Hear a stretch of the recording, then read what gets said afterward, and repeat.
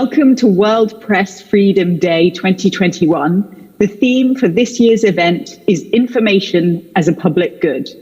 My name is Miranda Johnson, and I am the Economist's Deputy Executive Editor. And it is a delight and really an honor for me to be joined in this session by Professor Joseph Stiglitz, the Nobel Prize-winning economist, for a discussion that I hope will introduce some of the themes and issues and indeed concepts surrounding this year's theme. Professor Stiglitz, it's wonderful to have you here. I think many people have perhaps a slightly loose understanding of the term public good. Given the theme of this entire event, I wondered if you could very quickly give us the quite precise definition of that term that stems from economics. It is used in a rather technical sense, and that is a good, the consumption of which by one person doesn't reduce the consumption of another. And it's a very old idea that knowledge is like a public good. Thomas Jefferson, the third president of the United States, talked about knowledge being like a candle. When one candle lights another, it doesn't subtract from the first candle. It continues to shine. And that was the idea that knowledge and information can shed light on all of society, of a benefit to all. But economists have emphasized when there is a public good, it can't be provided in the same way that a private good is produced. So it's not like when you buy an apple and you eat the apple, you're the only person who's going to eat the apple. If you get information and that spreads around everybody in society, that's a societal benefit. So you won't have the incentive to spend as much money on this public good as is economically efficient and socially desirable. Absolutely, and those sort of dual characteristics of, as you said, sort of non-rival, non-excludable. I mean, we live in the information age, and those two characteristics don't always apply necessarily to information, and perhaps information, doesn't always meet the exact definition of a public good. What are the implications of that for news organizations and others who provide information? Well, the traditional model for financing news has relied a lot on advertising. Basically, people, news organizations sell eyes. They sell news, but the reason people are paying in some sense is it's not the people who are consuming the news, but it's the advertisers. And the advertisers want the eyes of the people who are reading the news. So there's been what we call joint production between news and advertising. And the concern today is that traditional model that worked for maybe 100 years has been disrupted by the social media. Because the social media do not produce news. They take other people's news and recycle it and disseminate it, but they'd be reluctant to pay for it. And so the system that had prevailed for a very long time, not universal, there were other business models like what is sometimes called the subscription model, that, for instance, the Economist relies very heavily on, where people actually buy a subscription. But that's been a relatively small part of the news ecosystem. And you look at newspapers, it was advertising that kept them going. Absolutely. And I think, as you wisely say, The Economist depends on it. And I know from our own articles that one of the upshots of the switch, as you said, more than 100 years ago towards the advertising model was that actually a lot of coverage became sort of less polarized and more balanced because advertisers didn't necessarily want to, companies didn't want to advertise next to sort of polemic pieces. Now we're on the other side of that, as you mentioned.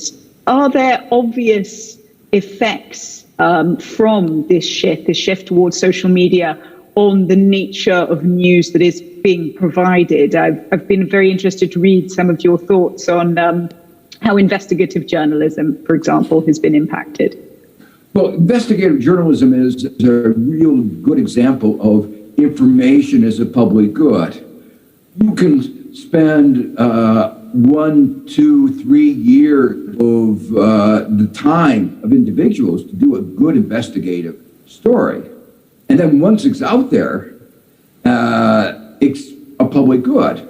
The New York Times, for instance, did some fantastic investigative journalism. But once the story breaks about what Trump's tax returns were, or everybody, they'll give credit to the New York Times about how they uncovered this. But credit doesn't give you, doesn't bring in money necessarily. So the result of that is that journalism has come to depend increasingly on foundations, on donations. And, if there were enough money, that would be fine. But unfortunately, relative to the needs, there has not been enough money. An example of this kind of investigative journalism was the Panama Papers that showed the web of dark money and the secrecy havens that involved political leaders in many, many countries, resignation of some political leaders.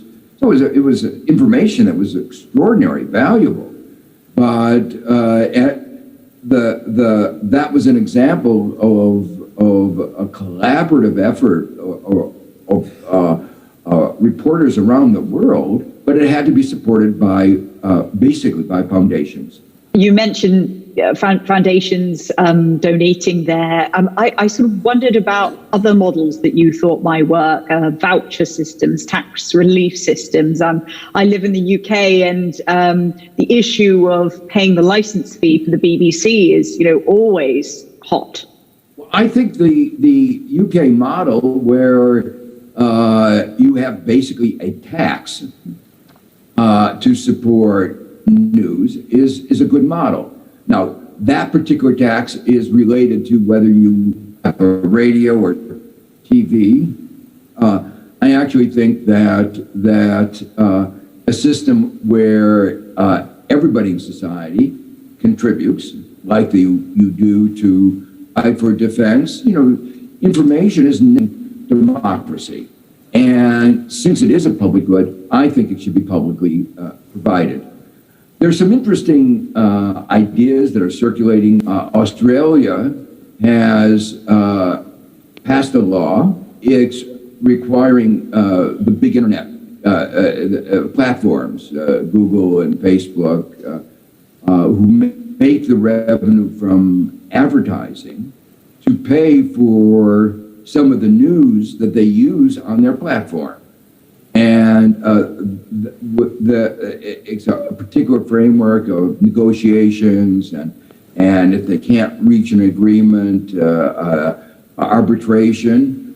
But it's basically a way of extracting some of the money, the enormous money that the platforms make, in part from the use of news that is being produced by the news organization, and they're just taking it without compensating. So there, you might say, we use the term in economics, free riding on what is being produced by the news organizations. Two very important issues coming out of the Australian debacle earlier in the year. I mean, certainly the fact that Facebook was able, almost instantly to shut off sources of information to people, was that concerning to you, in terms of the impact on society and indeed, democratic rights and freedoms? It was. Facebook's position was so contradictory. They didn't have any market power. Any firm that had no market power would not have done what Facebook did. It only thought it could get away with shutting down the flow of news because it believed it had market power. So it was totally an incoherent position. They were demonstrating or attempting to demonstrate their market power. Now, in the end, they gave in, and that's maybe an important lesson that the platforms do have a lot of market power. That market power needs to be circumscribed. I've been advocating some kind of global competition authority because these are globally a somewhat separate issue from this particular issue we were talking about is how do you fund the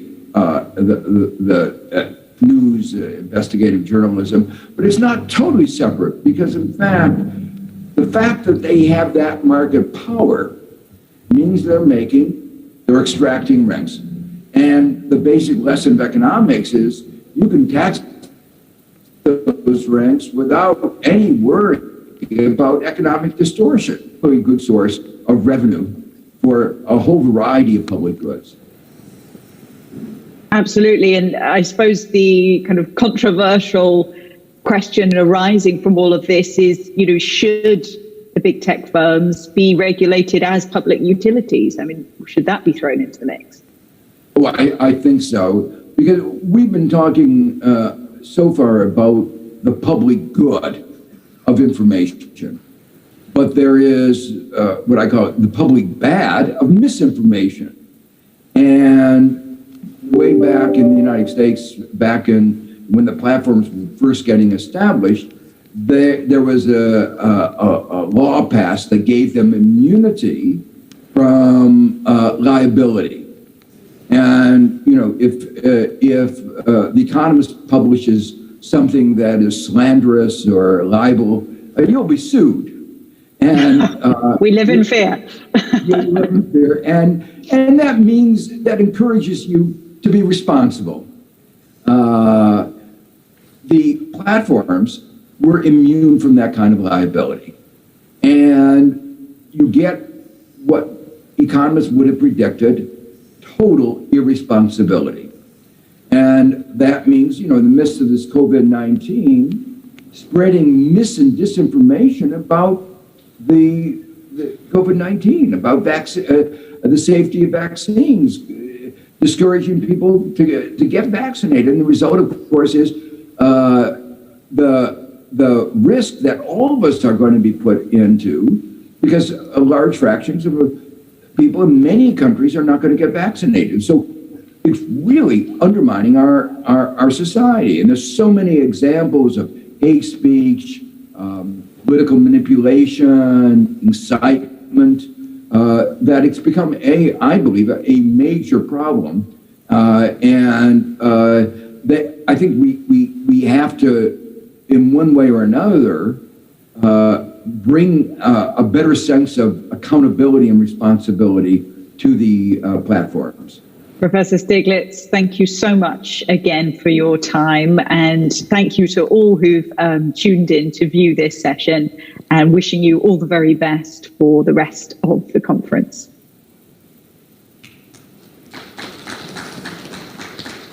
And thank you very much to The Economist for that video interview with Professor Stiglitz, which I think puts the context for our discussion nicely in place.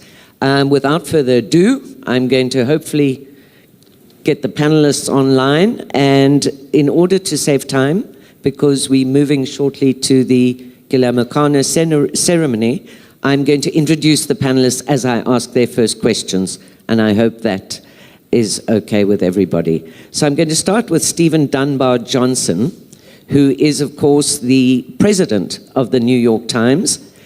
To Stephen, in trying to reply to the question, is information a public good? We need to probably start highlighting the important difference between information and, of course, other forms of communication content, such as entertainment and data. Not, of course, to speak about harmful content, such as disinformation and hate speech.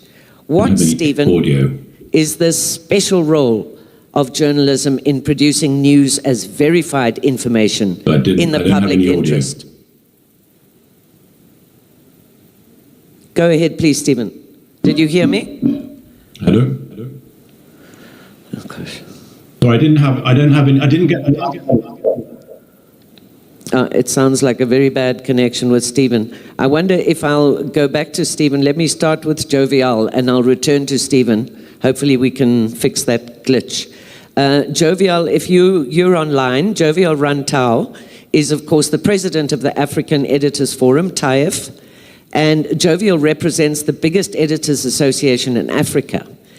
Over 30 years ago, a lot of journalists met here in Windhoek to craft a vision about what was the burning issue at the time, the development of free, independent, and pluralistic media in Africa. And of course, the Windhoek Declaration made its mark, both on Africa and further afield. Jovial, can we expect, do you think, a similar or different impact from the Windhoek Plus 30 Declaration, which comes out of this 2021 conference?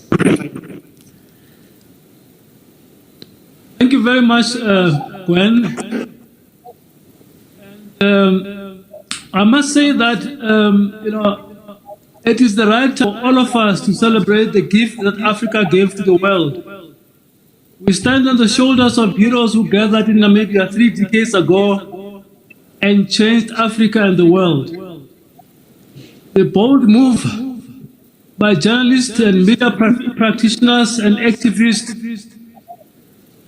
responded to the challenges of the time, the challenges of the end of the Cold War and one-party rules and the march of democratic progress the world over. The Windhoek Declaration changed the world in a way that all of us must celebrate.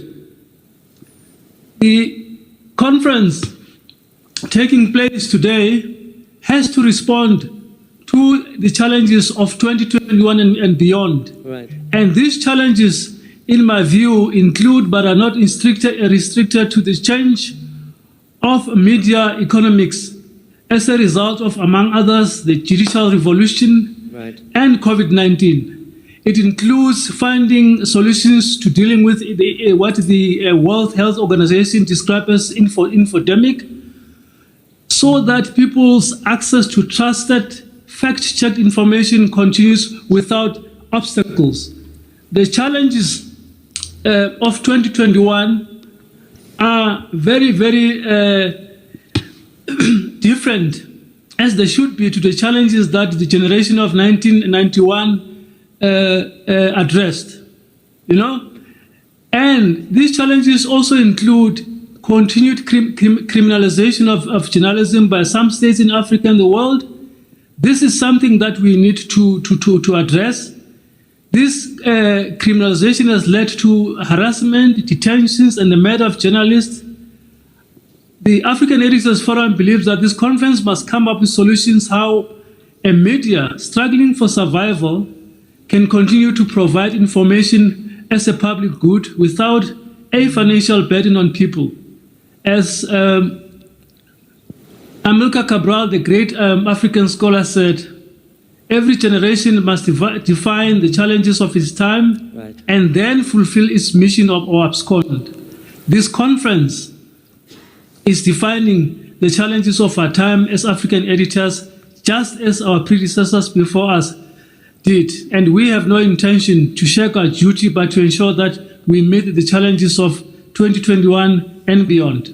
Thank you, Gwen. Thank you very much for that, Jovial, and obviously a very critical issue, and I hope that the conference will really come up and rise to the challenge that you've just presented. Stephen, can I go back to you if you are hearing me now? And just to ask you, what is the... I can hear you, Gwen. Great. What is the special role to you of journalism in producing news as verified information in the public interest? Well, let me just correct a bit of misinformation, first of all. I am President International of the New York Times, not President of the New York Times. Just want to I promoted get that fact you. out there. Sorry about that, Stephen. Christophe Delattre, I think it was at Reporters Without Borders, said journalism is the best vaccine against disinformation. Right. And I completely concur with that. And let me just give a very specific example of how journalism can be and is often a public good. And it's an example of the New York Times. When it became clear that no government or public health agency was tracking all cases of coronavirus in the US, New York Times journalists began building a comprehensive database of US coronavirus cases that was made publicly available to researchers, to scientists, and government officials to help them track and understand the spread of the virus. So I think that's a very clear, and that, by the way, became the go-to source of information throughout the United States on the spread of the coronavirus.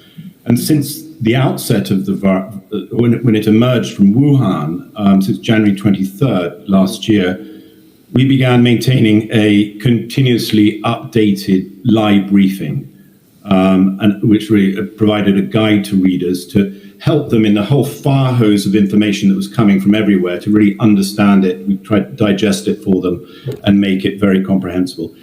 This is just, and by the way, that was the work of 1,100 journalists.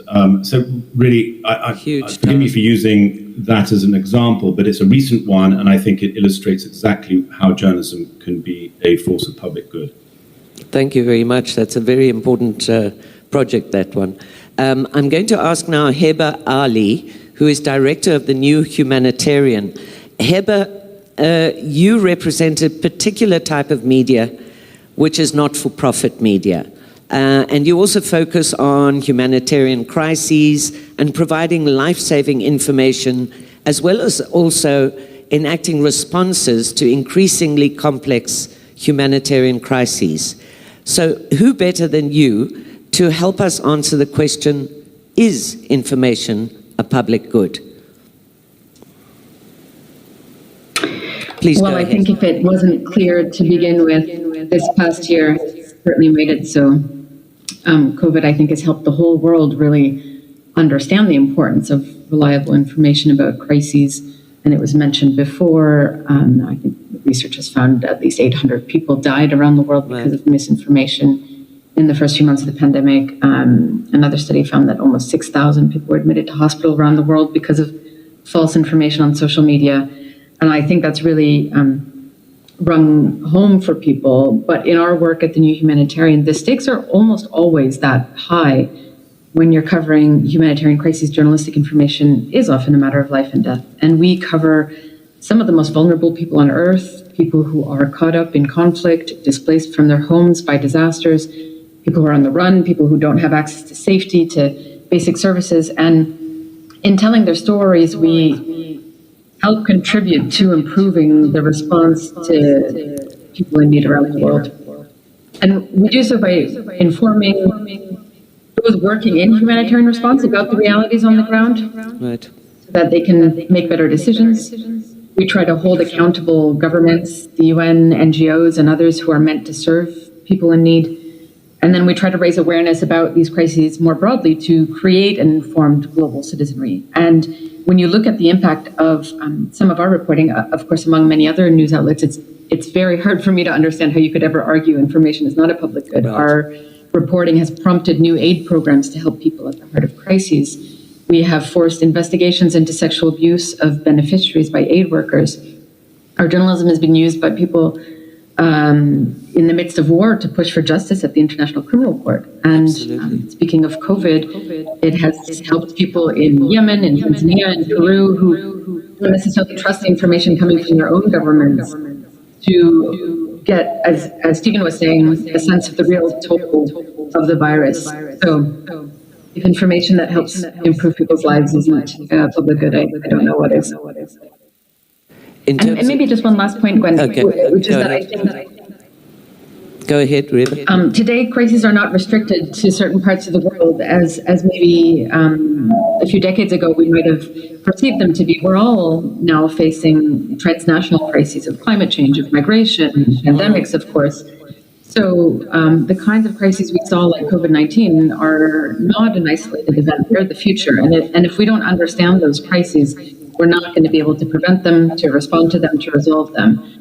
So I think information that helps us make sense of the world around us is now becoming an absolute imperative and certainly a public good. Thanks.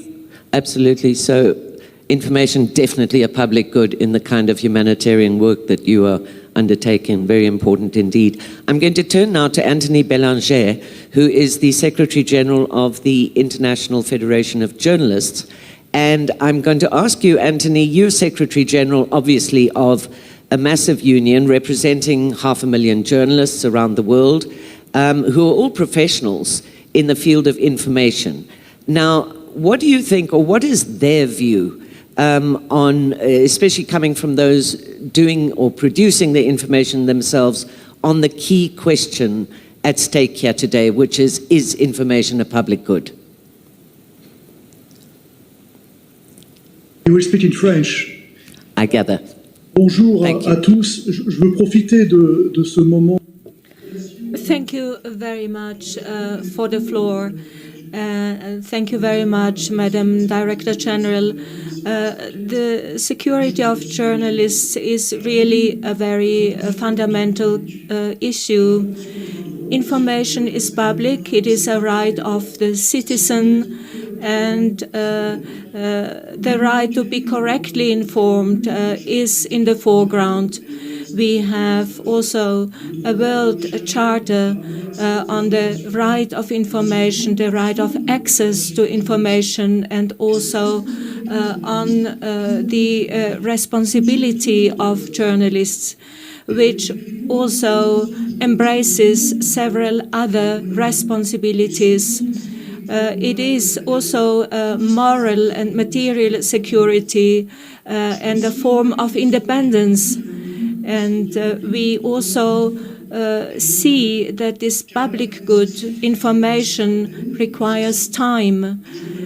It also requires that journalists are equipped, that we have a sufficient number of journalists in our community, and that we all serve in the right of giving public information, and also to allow journalists to fulfill their role at its best, and to have the best working conditions, to have media pluralism for the promotion of quality of journalism.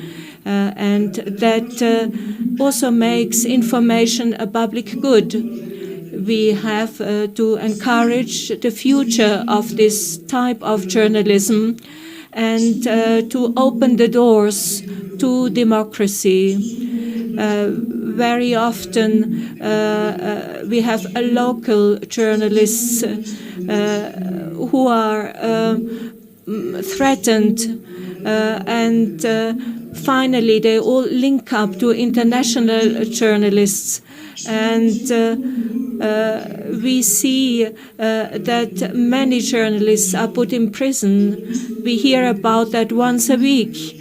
And we have to make sure that they have a good life and that our good journalists are not behind prison bars.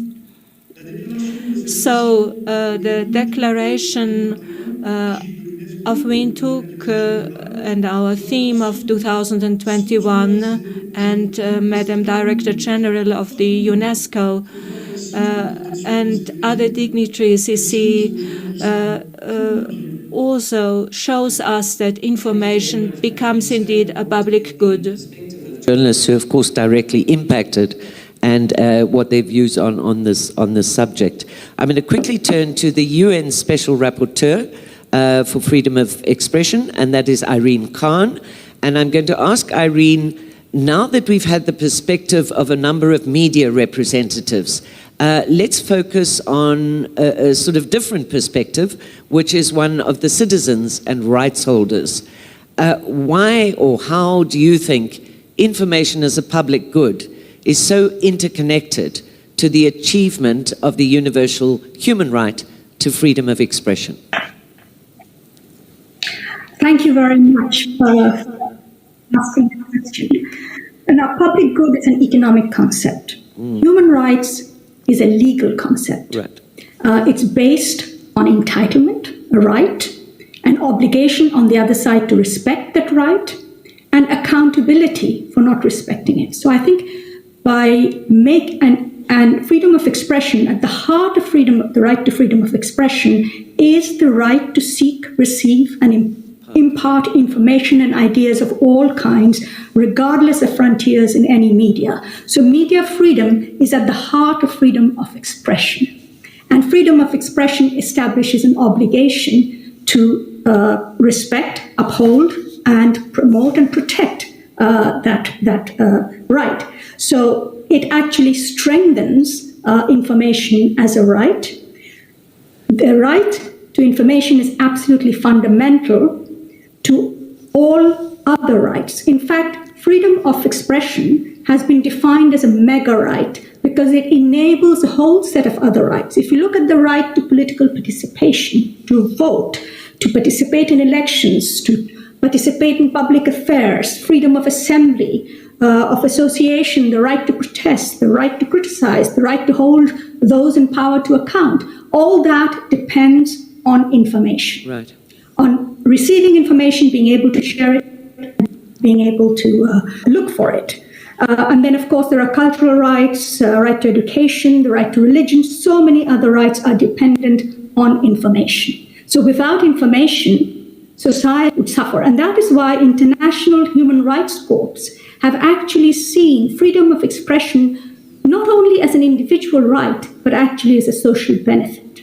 And that is what makes it so important, I think, that we see this connection between information as a public good and information as a human right. Because information ultimately empowers people to hold those in power to account. And that's the function that journalists often do. We've heard the other panelists talk about how information exposes through journalism, the abuse of power is exposed, corruption is exposed through investigative journalism. During COVID-19, during this pandemic, we've seen how false information has been corrected through journalists, through media freedom. So it's actually a matter of life and death. That's what we've seen during the pandemic. Yes. So I would say it's not just an economic concept, it's a fundamental concept for human empowerment, for human rights, for democracy, for sustainable development.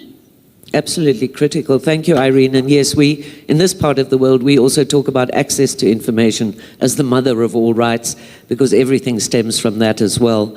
I'm going to turn now to Gloria de la Fuente Gonzalez, who is the Chile Information Commissioner, and to ask her, also looking still at the side of the citizens, one of the corollaries of freedom of expression, that is the universal right to access to information, as I've just mentioned, or access to public information more specifically. Why do you think, or why do you believe that public good, or that the access to information held by public bodies is so important to guaranteeing welfare? Why is it so important we access that information that governments often hold so secretively to themselves?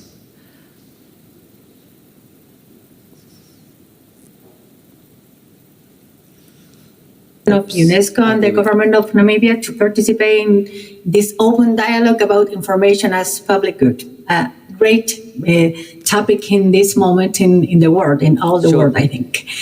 The Council of Transparency, which is the institution I represent, is a Chilean public and autonomous institution created in the year of 2008 and whose main responsibilities, in accordance with the law of transparency, are promotion of transparency and the public service, guarantee the access of any individual to public information, and to ensure compliance of public institutions of the Chilean Data Protect Act.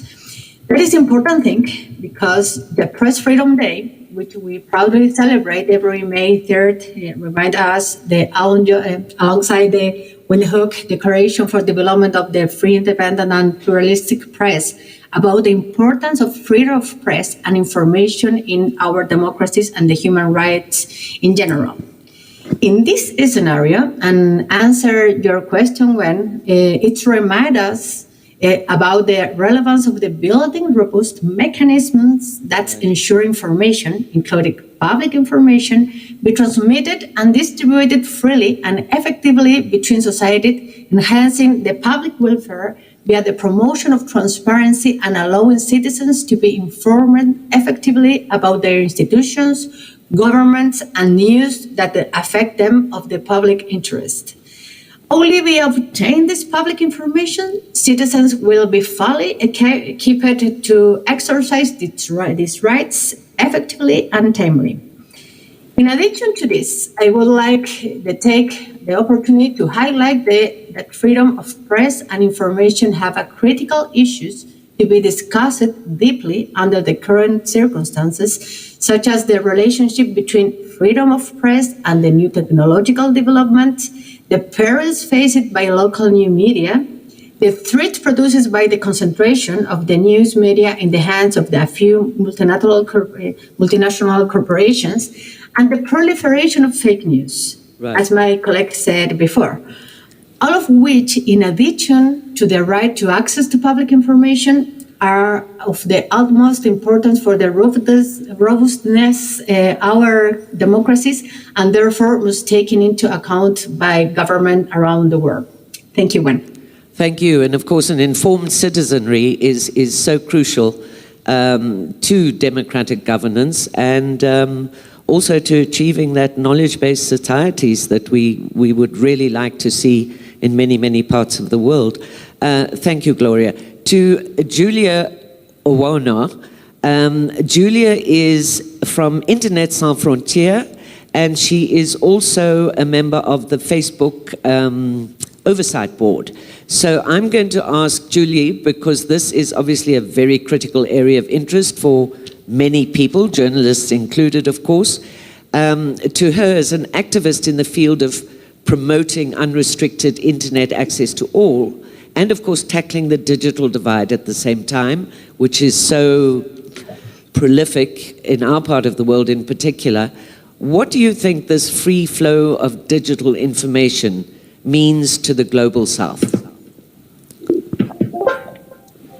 Thank you, and thanks to UNESCO and to the Director General for the invitation.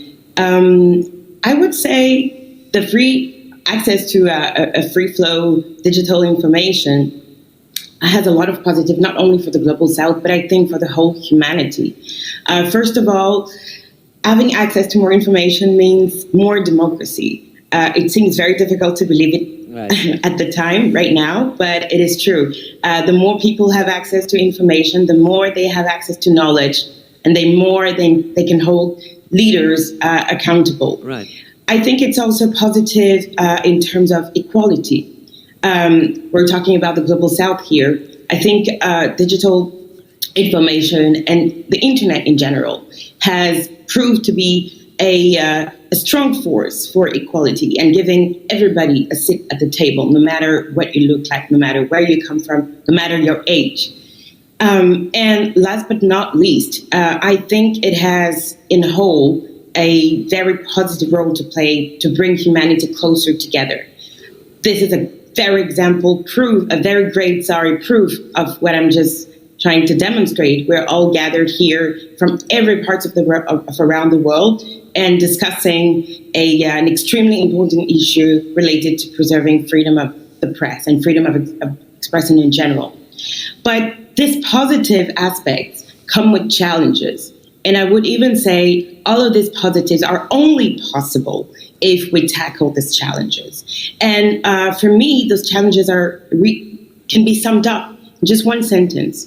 How can we make sure that we are having an internet, digital platforms, a digital news ecosystem that is built with human rights by design? What does it mean being built by human rights by design? It means, first of all, not suppressing that freedom of expression, even in the name of fighting disinformation. I think it's extremely important to know that and to remember that, because we tend to forget, faced with the emergency of fighting fake news. The second meaning of building an internet and digital ecosystem for information, human rights by design, it means not shutting down access to the internet because people have access to more knowledge.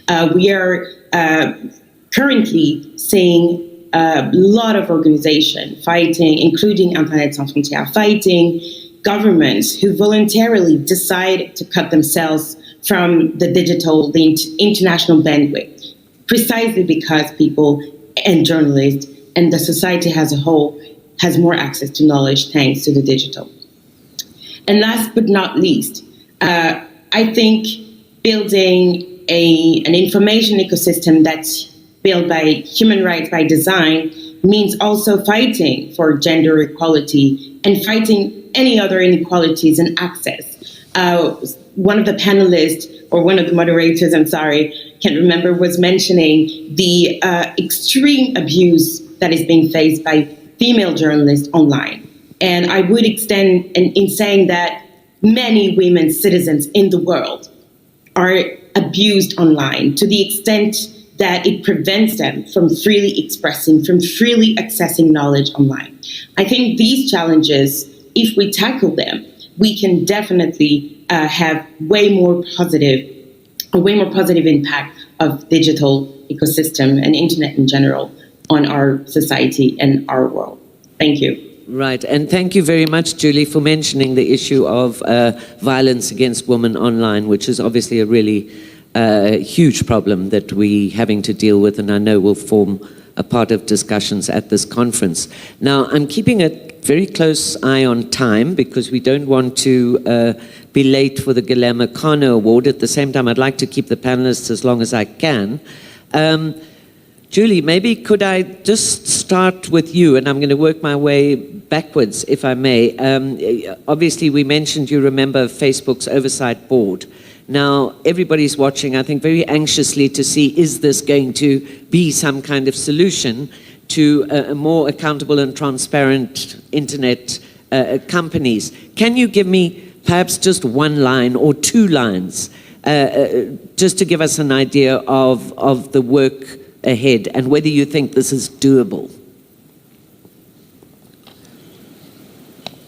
I think it's doable. The Facebook Oversight Board will not obviously solve everything, but what we hope to achieve and what we will achieve, I know that, is to bring principles, solutions, human rights-based systems to helping platforms moderate the content. They need to do that, but moderate it in a way that's respectful of freedom of expression and human rights in general. Something that, unfortunately, we haven't seen in many of the solutions that have been put forward, especially by many governments. That's my hope. Thank you, Julie. We look forward to seeing how this plays out. Gloria, if I may turn to you and ask you, and it's a very big question, but I really want a couple of words in reply from you, but I think it's very, very important. How or what are the ways in which citizens can or should be made aware of the importance of information for them? And as you know, we're never quite sure whether citizens consider this a matter of huge importance, but how does one get this message across? If I could ask you very briefly to answer, that would be great.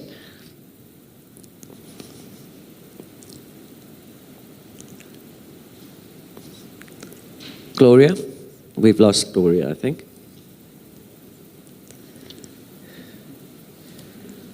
She muted. Okay, maybe Irene, if you can hear me, I just want to ask you, and I think because we're going to have to wrap up fairly soon, I'm quite keen for the panel just to basically each of you give me 3 words. Oh, do we have Gloria? I hear now. Thank you, Gloria. Yes, please go ahead. I start again. Sorry. Okay. Gloria, okay. You got the question. Yes, I hear the Super. question. Yes, thank you. But first, we have to understand that even though the right of access to public information constitutes a right that pertains to every citizen, its exercises also allows guaranteeing the exercises of other fundamental rights, considering that the access to information permits citizens to know their rights and how they can enforce them. This is particularly attributed to the right to access public information that is extremely valuable, right, letting individuals know better their rights and the mechanisms by which they can exercise them. Furthermore, public institutions and government authorities have a critical role in informing the citizens about the importance of obtaining public information and the legal mechanisms available to exercise these associated rights. This information must be provided through different means and in clear and concise fashion in order to be able to reach and the population and not only those, for example, that use a specific social network. Additionally, I would like to point out that is equality critical for this purpose that citizens express interest in being duly informed about these topics, making their authorities accountable for their public works, and actively participating in the public life and life decisions. Finally, I would like to provide you with a brief context about Chile in this regard, when freedom of press and information currently protected by 3 main legal instruments: the Chilean Constitution, the law of freedom of opinion and information and exercise of journalism, and the transparency and access to information. In the case of Chile, first to promote the right of access to information must duly inform citizens about this key regulatory framework and how to use it, but always in a way which can be understood by all. That is my answer, Gwen. Thank you very much. As I say, I'd love to let this conversation continue a lot longer, and I'm sure our audience would be keen, but I've got a very strict time constraint. Could I end by asking each of the panelists to either give one summary line of what they think is most critical about the subject of that we're talking about, or else to give us 3 key words or requisites that they think are necessary for ensuring information as a public good. May I start with you, Irene?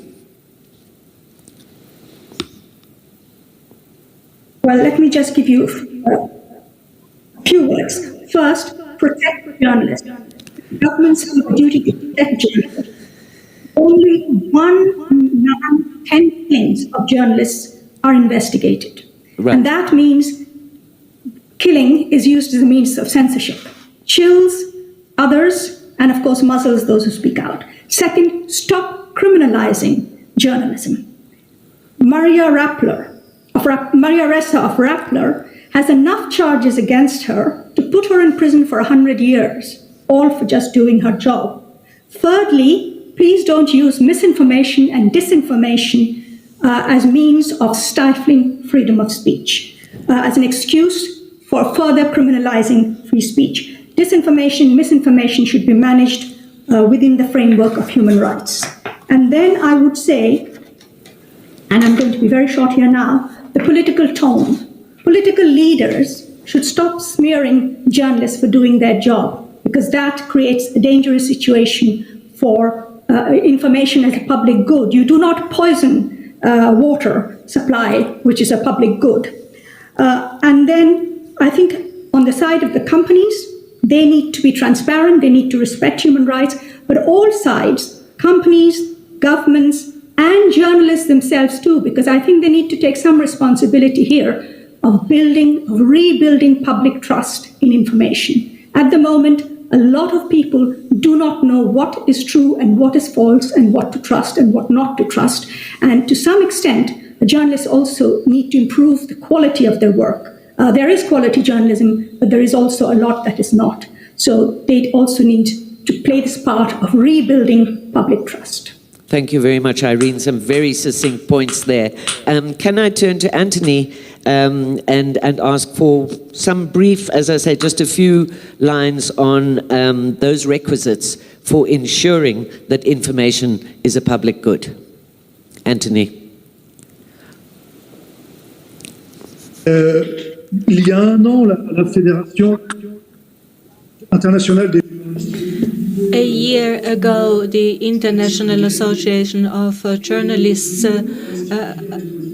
published an article, and I agree with what was said in it. We have to publish a set of immediate measures allowing our unions to also be defended, because very often our young and freelance journalists are in danger. We have also seen that journalists are pushed aside. We cannot allow that. And I speak in this context about the media desert. We should not close up against one another. We should also see to it that we have no disinformation, and closing up very often leads to that.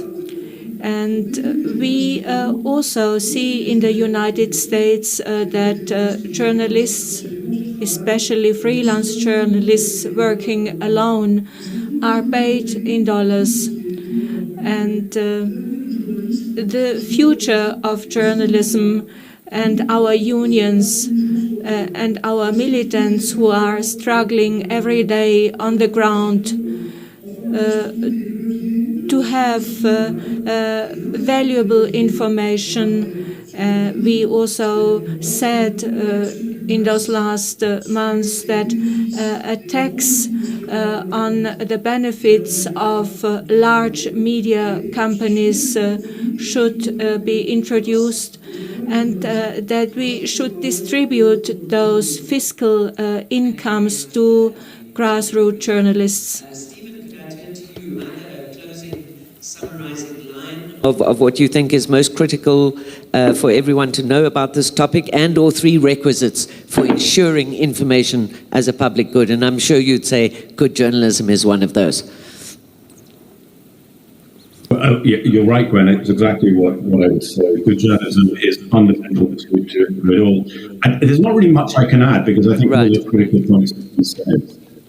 We are at a time especially with legacy journalism, at a very difficult time in how to transition our businesses, and some are being successful. In fact, there are a lot of very heartening examples of that transition. But we should also remember that in America, just this year, 36,000 journalists have lost their jobs, and that's been reflected all over the world. One thing that Joseph Stiglitz said, and I agree with everything he said, about the transition of how the media industry is transitioning its business. One thing he didn't talk about, though, was how dangerous it is to do journalism in so many parts of the world, and the autocratic regimes making it lethal in many examples to do journalism around the world. So what I would say is that invest in the journalism, and technology is vital to this transition. And working with the platforms and technologists to help transform new models. It's not binary. There are lots of different ways that we need to support journalism, whether it's through investigative reporting coalitions, whether it's through tax, whether it's through membership models, etc. There are numerous examples. Thank you so much, Stephen. Thank you. Heba, could I ask or pose the same question to you, please? Heba? Oh, sorry, I didn't hear it was for me. I would echo that in the sense that I think Joseph Stiglitz mentioned public goods should be publicly supported. And that's my main message. I think if we consider journalism a public good, it needs the same kind of public investment as healthcare, as education, absolutely, as any of the other areas that our governments invest in. And I know that that's historically been an area of skepticism, particularly in the media industry, to accept government financing. So I thought I'd just share a little bit about our business model, because we are funded by both governments and foundations. And we receive funding from aid departments of many governments around the world who use our reporting to inform their own decision-making about how they can best respond to people in need around the world. Never once in 5 years since we left the UN and became independent has a government tried to influence our coverage. And we put in place the same kinds of firewalls as commercial newsrooms do with their advertisers. So that's one model that I think has some promise and needs further and deeper exploration. And I would just say that the nonprofit model is really proving to be, in some cases, more resilient than for-profits. And we've come out of COVID, which, as Stephen mentioned, has been catastrophic for many news organizations, stronger than we went into it, in part because we are a nonprofit. We are specialized in our focus. We're public service oriented in our mandate. We have a closer relationship with our readers, and we aim to fill the gaps left by the mainstream media. And I think there's an increasing demand for that kind of journalism, but it needs the right support. And we have seen many, I work obviously in international news, we've seen many news outlets that were nonprofits, that were independent and trying to fill that gap and cover international issues in depth have disappeared recently as a result of the financial challenges they're facing. We're seeing the rise now of investments in nonprofit journalism, particularly in the US. I'm hoping that our success can be some impetus for that nonprofit model at the international stage getting a bit more attention. But it certainly, for me, comes down to, if we recognize that information is a public good, governments, philanthropists, readers need to be ready to financially support it. Thank you very much for that, Heba. And also just to say that, of course, one thing we didn't really have time to touch on is the critical issue of public trust and what a difference kinds of journalism could make to reinvigorating that, so to speak. So, Gloria, I'm going to give you, I think it will be the second last word, because once you're done, we're going to turn to a video, quick video from Delphine Ernotte, who was not able to join us online. So, Gloria, could I give you the last word, your last thoughts on the subject of information as a public good and how we can get this right? The recent events, I think, around the world associated with the coronavirus pandemic have produced a situation in which it's critical for citizens to make precise judgment about the country reality, check public opinion, and hold their authorities accountable for their performance. Requirements that they are essential for maintain trust in the institutions and the democratic regime in general. From my point of view, in order to be able to reach these goals, the expansion and strengthening of the right to access public information at the national and international level are necessary. For this, particularly important the work done at multilateral level and international fora such as UNESCO, ACIC, or at regional levels, such as our experience in RTA. We need to continue having your permanent support and work together, I think. From this perspective, our goal is to keep promoting and expanding the right to access information in Chile and collaborate in the world about that, with the objective to build a robust transparency and integrity ecosystem. Ecosystem is a good word in this thing. Prepared to deal with the biggest challenge, I think, of the future. Thank you. For humanity. Jovial, thank you. Thank you very much. I think I left out Jovial. Can I get a very quick 3 words from you, Jovial? I think quickly, and I agree with all the words from our panelists, but I think the most important point to reiterate is that information belongs to the people, and that government simply holds information in the name of the people, and that people have a right to access that information, and that information can be anything from a birth certificate or a contract for a road construction to studies that underpin public policy. It's also very important to reiterate, in our view, that we need great journalism to hold governments accountable and to force them to be transparent. But in order to do so, journalism needs to be funded, and the media needs to be viable. And to be able to survive and to thrive in these tough economic conditions, we cannot continue to do things as we have done in the past. So it has to be business unusual. I think it's very important for us to look at new ways of funding journalism. It's very important for journalists to become entrepreneurial so that they can strike the balance between viability and media freedom. There needs to be a push for journalist-owned and community-owned media. And perhaps here, this is where the international funding community can assist with seed funding. And I say international because there are very few local funders with no strings attached, even if some of them claim to be so. And lastly, partnerships, and news sharing between various media outlets in countries can also lessen the burden of reliance on international agencies, especially in our continents where these agencies tend to concentrate on hard-hitting developments of troubles to the visual exclusion of soft news of developments. Media that will survive will be media whose costs of operations are less costly, and these partnerships, locally, regionally, nationally, and continental, are the ones that, in our view, are going to reduce costs, but also ensure relevant, wholesome information that gives the full picture of problems and progress to the African media consuming community. And Jovial, we are saying that we are celebrating the achievements of the 1991 generation of journalists. It is very important for all of us to remember that even the freedoms that have been achieved as a result of the great work done since 1991, even those freedoms need to be defended. So we all need to remain vigilant for the next 30 years plus. Thank you very much. Thank you very much, Jovial, and a very big thanks to all the panelists. I so wish we had more time to dig deeper and get some of your fascinating opinions coming from all kinds of perspectives.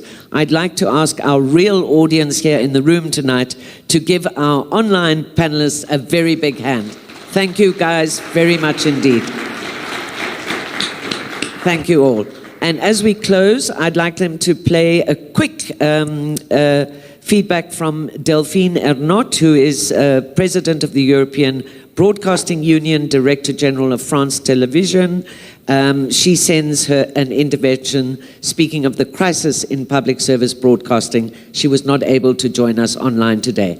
Could we just play out with that video? And again, thank you to our audience here and our online audience for going through this panel with us. I think it was fascinating. Thanks a lot.